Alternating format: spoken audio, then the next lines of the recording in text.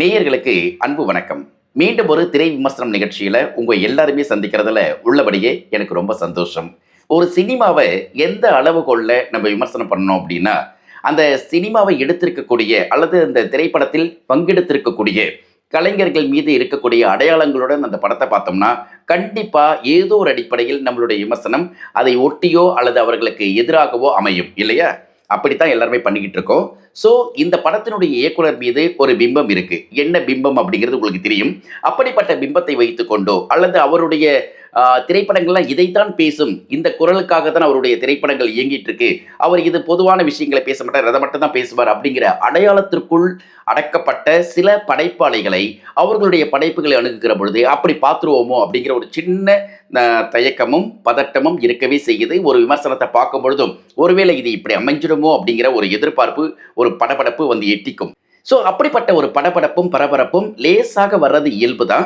இந்த படத்தின் மீதும் எல்லாருக்குமே இருக்கும். ஸோ இன்னைக்கு விமர்சனம் இந்த திரைப்படத்தினுடைய விமர்சனமாக தான் அமையப்போது. திரௌபதி பார்ட் 2 திரைப்படத்தினுடைய விமர்சனத்தை இதுவரைக்கும் பல சேனல்கள் நீங்க போய் பார்த்திருப்பீங்க. ஸோ ஒரு லேசான ஒரு பதட்டம் இருக்கும். ஸோ இவங்கள என்ன சொல்ல போறாங்க? அப்போஸ்டா இருக்க போறாங்களா? அகைன்ஸ்டா இருக்க போறாங்களா? இல்ல ஒத்துக்க போறாங்களா? ஏத்துக்க போறாங்களா? அப்படின்ட்டு எது எப்படியோ ஒரு படைப்பாளியுடைய படைப்பு எப்படி இருக்கு அப்படிங்கிறதா விமர்சனத்தினுடைய மிக தெளிவான பார்வையா இருக்க முடியும். இன்னைக்கு நம்மளுடைய நிகழ்ச்சியில அந்த படத்தை நாம் எப்படி பார்க்கிறோம், நம்மளுடைய பார்வை எப்படி இருக்க போகுது, வாங்க நிகழ்ச்சிக்கு போலாம். ப்ராக்யூரமைண்ட் ஏஐ புத்திசாலியான தானியங்கி செயல்பாடுகள் மற்றும் நேரடி தகவல்களுடன் கொள்முதல் செயல்முறையை மாற்றுகிறது. ஏஐ சலுகை பகுப்பாய்வு முதல் சந்தை நுண்ணறிவு வரை ப்ரொக்யூர்மைண்ட் ஏஐ குழுக்களுக்கு விரைவாகவும் புத்திசாலியாகவும் நம்பிக்கையுடன் முடிவுகள் எடுக்க உதவுகிறது. திரௌபதி பார்ட் 2 திரைப்படத்தினுடைய கதை என்ன அப்படின்னா, 14ஆம் நூற்றாண்டில் நடக்கக்கூடிய ஒரு சம்பவம். அதாவது டெல்லியை சுல்தான் ஆண்டு கொண்டிருக்கக்கூடிய காலகட்டம். தமிழகத்தில் குறுநில மன்னர்கள்லாம் ஆண்டுகிட்டு இருக்கக்கூடிய காலகட்டம் 14ஆம் நூற்றாண்டில். ஸோ டெல்லியை வந்து முகமது பின் துக்ளக் ஆட்சி செஞ்சிட்டு இருக்காரு. தமிழகத்தில் தம்கானிகள் பல பேர் வந்து அவங்களுடைய மன்னர்களாக சுல்தானுடைய ஆட்சியை நிறுவிக்கொண்டு இங்கே செயல்பட்டுக்கிட்டு இருக்காங்க.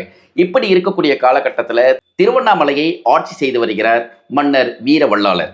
அவருடைய படைகளில் மிக முக்கியமான படையாக பார்க்கப்படுவது கருடப்படை. இந்த கருடப்படையினுடைய தளபதியாக இருக்கக்கூடியவர் வீரசிம்ம காடவராயர். வீரசிம்ம காடவராயர் மன்னர் வல்லாளருடைய நேரடியாக அன்பை கொட்டி வளர்ந்த ஒரு பையன். ஸோ அவருக்கு தான் அவருடைய ராஜ்யத்தின் ஒரு பகுதியை கொடுத்து குறுநில மன்னராக வச்சிருக்கார். அவருக்கு திருமணம் செஞ்சு வைக்கிறார். திருமணம் செய்து வைக்கக்கூடிய அந்த பெண்ணுடைய பேர் வந்து திரௌபதி. இந்த காலகட்டத்தில் டெல்லியை ஆட்சி செய்து கொண்டு வருகிற முகலாய பேரரசர் முகமது பின் துக்ளக் அவர் தன்னுடைய ஆட்சியின் கீழே இருக்கக்கூடியவர்கள்லாம் வரி செலுத்தணும் அப்படின்னு சொல்லிட்டு ஒரு கட்டாய சட்டத்தை கொண்டு வர்றார்.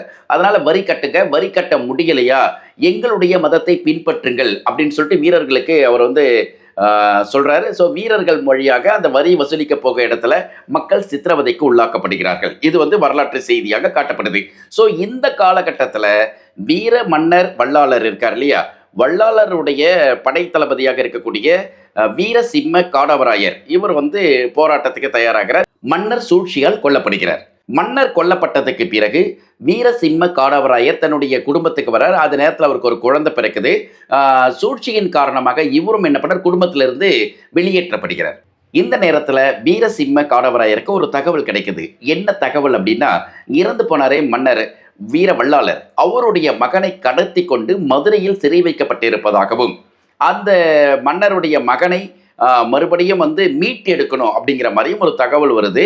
இதை வந்து கியாசுதீன் தம்கானி அப்படிங்கிறவருடைய வட்டத்துக்குள்ள வந்து அடக்கப்பட்டிருக்காரு. அந்த அந்த மன்னருடைய வீர வல்லாளருடைய மகனை அந்த சிறையில் இருந்து மீட்டு வரணும் அப்படிங்கிறதுக்காக இவர் எடுக்கக்கூடிய போராட்டம். வீரசிம்ம காடவராயர் எப்படி வீர வல்லாளருடைய மகனை சிறையில் இருந்து மீட்டார் அப்படிங்கிறதும், இவருக்கும் திரௌபதிக்கும் குடும்பத்தில் மறுபடியும் இணக்கம் ஏற்பட்டதா அப்படிங்கிறதும் திரைக்கதை வழியாக 14ஆம் நூற்றாண்டில் நடந்த வரலாற்று பின்னணியாக இந்த கதையை சொல்லி முடிக்கிறாங்க.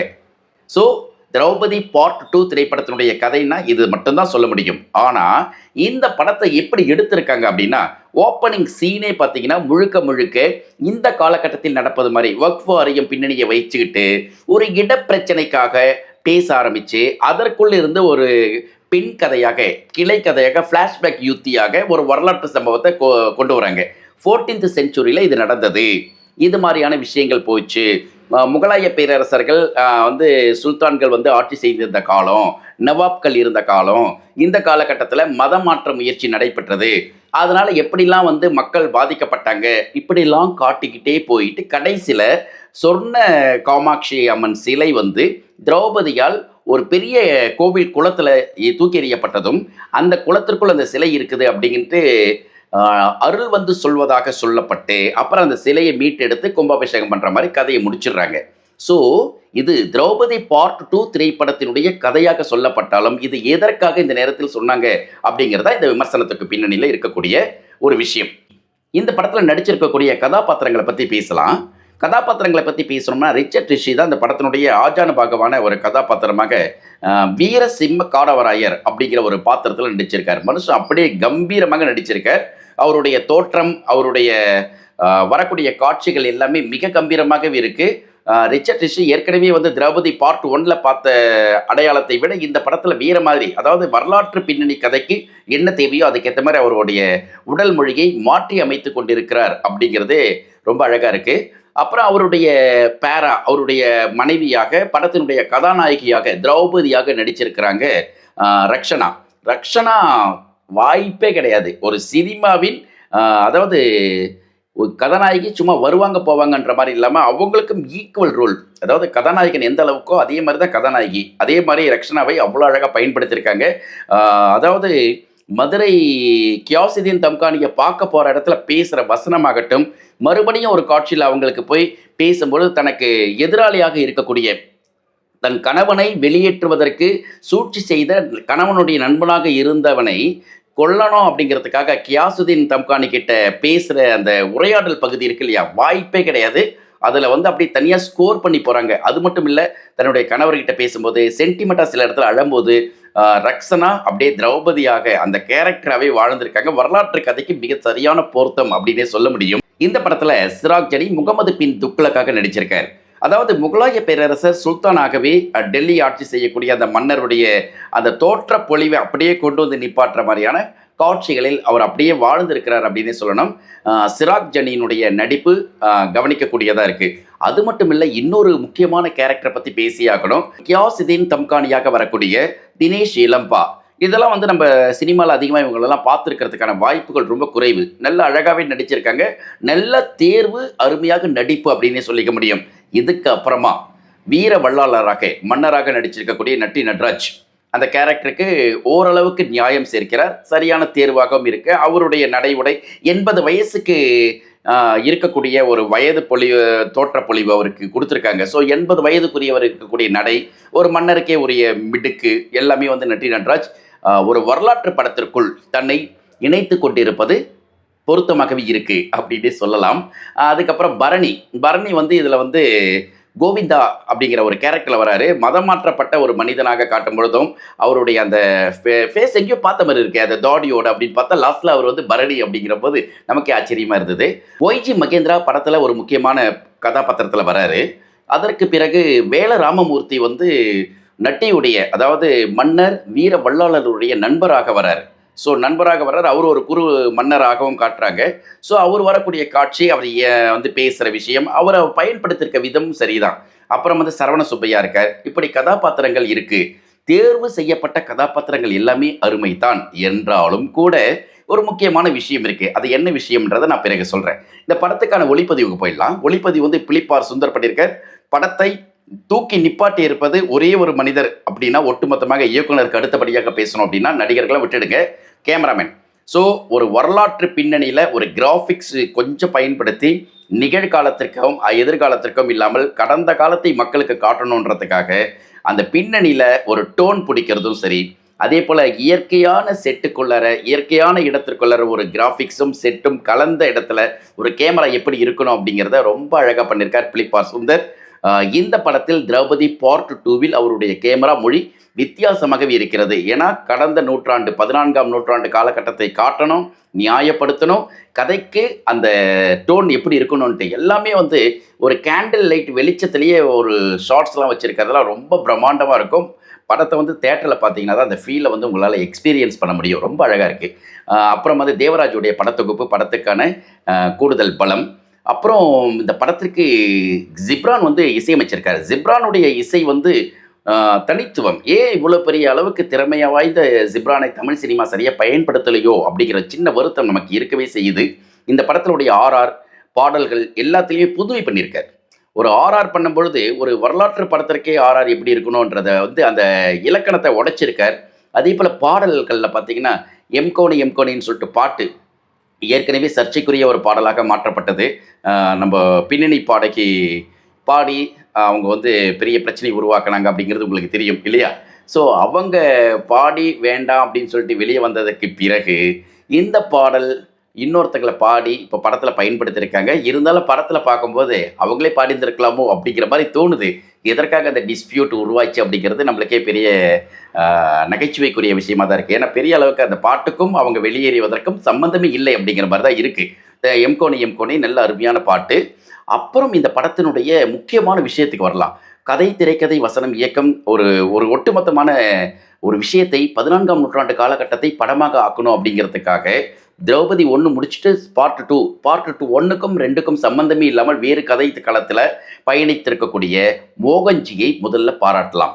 ஏன்னா, மோகன்ஜி மேல ஒரு நெறைய ஒரு அடையாளங்கள் இருக்கு. சாதிய அடையாளங்களை அவருக்கு வச்சிருக்காங்க. ஒரு பக்கம் பார்த்தீங்கன்னா, அவருடைய ஆரம்ப காலத்து படங்கள்ல இருந்து பக்காசுரன் ஆகட்டும், அதே மாரி அவருடைய வண்ணாரப்பேட்டை ஆகட்டும், இந்த மாரி படங்கள்லாம் அவர் மீது இருந்த ஒரு அடையாளம் ஒட்டுமொத்தமாக இந்த படத்தில் மாற்றி அமைக்கப்பட்டிருக்கிறதா என்றால், அந்த அடையாளத்துடன் பார்க்கிற பொழுது மாற்றி அமைப்பதற்கான சாத்தியங்களை உருவாக்கி இருக்கிறது அப்படின்னு தான் சொல்லணும். இன்னொரு பக்கம் பார்த்தீங்கன்னா, இந்த படத்தில வந்து ஏதோ ஒரு அடிப்படையில் ஒரு ஒரு சின்ன வருத்தமும் இருக்கு நமக்கு. இந்த காலகட்டத்தில் இப்படிப்பட்ட ஒரு படம் தேவைதானா? ஏன்னா 14ஆம் நூற்றாண்டுல சுல்தான்களுடைய காலத்தில் மதமாற்ற முயற்சி நடந்தது அப்படிங்கிறது செய்தியா இருந்தாலும், இன்றைய காலகட்டத்திற்கு இதை சொல்லி என்ன செய்ய போறோம்? ஒரு சினிமாவிற்குள் ஒரு சினிமா என்கிற ஒரு மாஸ் மீடியாக்குள்ளார எந்த ஒரு விஷயத்தை சொன்னாலும் உடனடியான விளைவை நம் பார்த்துக்கிட்டே இருக்கோம். ஸோ அப்படி இருக்கிற பொழுது, ஒரு விஷயத்தை இவ்வளோ ஒரு எக்ஸாகரேட் பண்ணி அல்லது இருப்பதை இன்னும் அதிகப்படுத்தி அல்லது அதை பெரிய திரையில் காட்டி அந்த உணர்வை மறுபடியும் உண்டாக்கணுமா அப்படிங்கிறது ஒரு விஷயம். வரலாற்றில் இருந்தது என்பது ஒரு பக்கம் இருந்தாலும், வரலாற்று பக்கங்களை மீண்டும் புரட்டுகிற பொழுது, எதை கொடுக்கலாம், எதை கொடுக்கக்கூடாது அப்படிங்கிறது ஒரு முக்கியமான விஷயம். அதை இயக்குனர் கவனிச்சிருந்திருக்கலாம். ஒருவேளை இன்னும் அந்த இடத்திற்குள் அவர் போறாரா? இல்ல அந்த இடத்தை விட்டுட்டு நகரப் போறாரா? அப்படிங்கிறது நம்மளுக்கு தெரியல. இருந்தாலும் இதுவும் ஒரு விமர்சனத்துக்குரிய விஷயமா தான் நம்ம பார்க்க வேண்டியதா இருக்கு.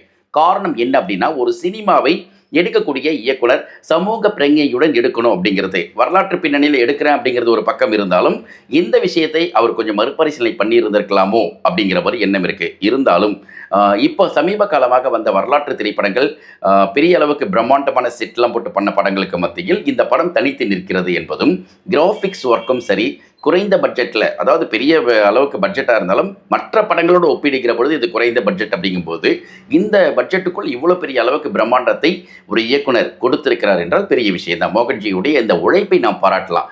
ஆனால் இந்த காலகட்டத்தில் இப்படிப்பட்ட ஒரு படத்தை கொடுத்து மறுபடியும் ஒரு சலனத்தை உண்டாக்கி விட்டதோ இந்த திரௌபதி பார்ட் 2 அப்படிங்கிற ஒரு ஏக்கமும் எண்ணமும் ஒரு ஒரு அக்கறையும் நமக்கு லேசாக எட்டி பார்க்குது. அதை மறுக்க முடியாது இல்லையா? ரைட். இப்போ திரௌபதி பார்ட் 2 பார்க்கலாமான்னு கேட்டால் பார்க்கலாம் அப்படிங்கிறதுக்காக நான் சொல்ல முடியும். இந்த படத்தினுடைய ஒட்டுமொத்தமான வசனமாகட்டும் இழுவையாக போகுது.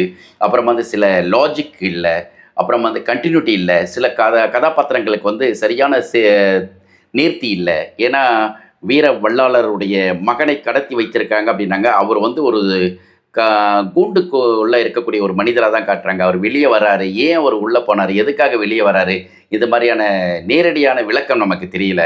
அப்புறமா வந்து எப்போ பாரு மன்னர் வீர வல்லாளர் வந்து கருடப்படைன்றாங்க. கருடப்படைன்னா என்ன, அது என்ன பண்ணுச்சு, என்ன செஞ்சது, அந்த வார்த்தை மட்டுமே.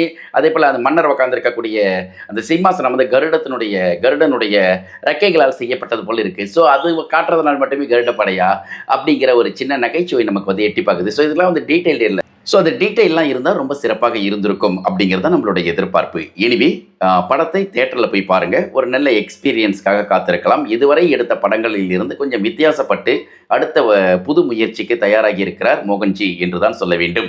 படத்தினுடைய அத்தனை நண்பர்களுக்கும் குழுவுக்கும் நம்மளுடைய பாராட்டுகளும் வாழ்த்துக்களும். படத்தை பற்றின கமெண்ட்ஸ் ஏதாவது சொல்லணும் பிரியப்பட்டீங்கன்னா நீங்கள் கமெண்ட் செக்ஷனில் போஸ்ட் பண்ணுங்கள். மீண்டும் அடுத்த திரை விமர்சனம் நிகழ்ச்சியில் இன்னொரு ஆகச்சிறந்த திரைப்படத்தினுடைய விமர்சனத்துடன் உங்களை சந்திக்கிறேன். அதுவரை அன்பு வணக்கங்களையும் வாழ்த்துக்களையும் சொல்லி விடைபெற்றுக் கொள்கிறேன். என்றும் உங்கள் நேசத்திற்குரிய Naga. See you. Bye bye.